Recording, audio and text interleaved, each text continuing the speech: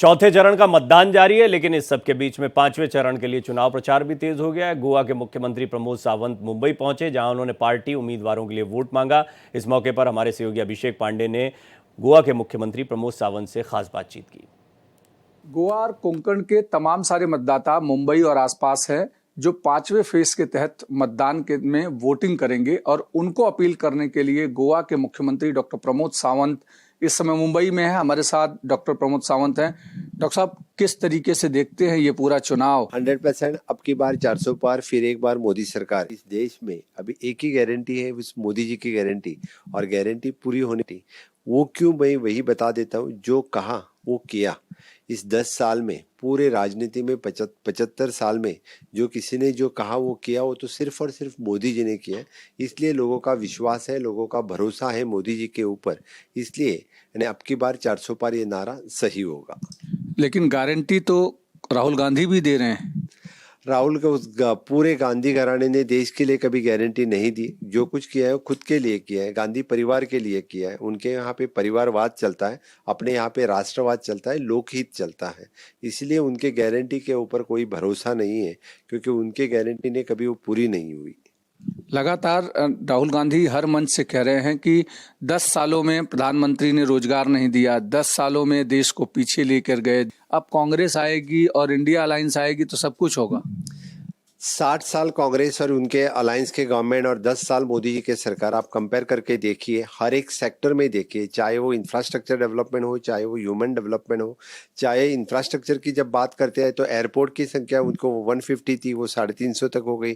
Medical colleges 350 थे, वो more than 700 हो गए। हर सेक्टर में, जिस सेक्टर में आप चाहे बोलो, उस सेक्टर में कंपैरिजन के लिए मैं तो राहुल गांधी जी को चैलेंज करता हूँ, मुझसे वो डिबेट करे। आपकी 60 साल और मोदी जी की 10 साल। I am ready to debate with mister Rahul Gandhi.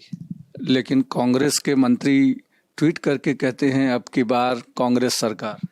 बिल्कुल कांग्रेस सरकार आएगी नहीं। मैं तो कहता हूँ कि कांग्रेस के 30 पार भी पूरे देश में नहीं हो रहे हैं। पाकिस्तान के भी मंत्री ट्वीट कर रहे हैं।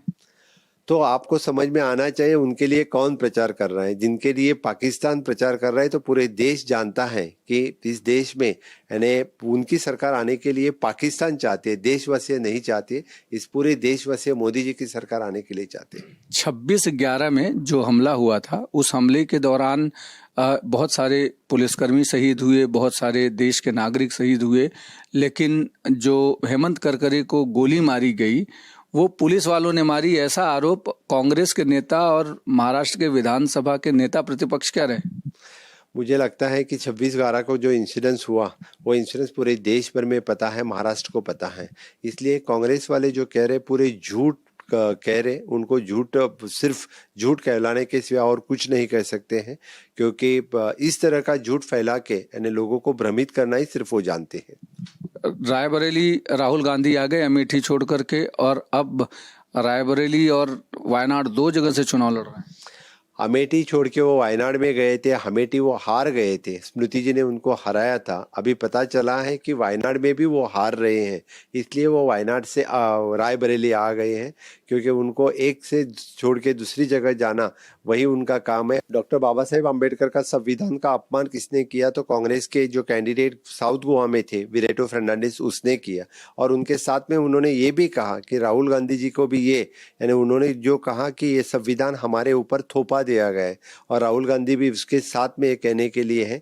इसलिए कि अपमान करने वाली पार्टी कौन है? तो कांग्रेस है। भारतीय जनता पार्टी के लिए ये संविधान तो इस चंद्र और सूर्य जब तक है तब तक के लिए भारतीय जनता पार्टी को बाबा साहेब आम्बेडकर का संविधान प्रिय है और चलेगा। वीडियो घनश्याम के साथ अभिषेक पांडे, भारत एक्सप्रेस, मुंबई।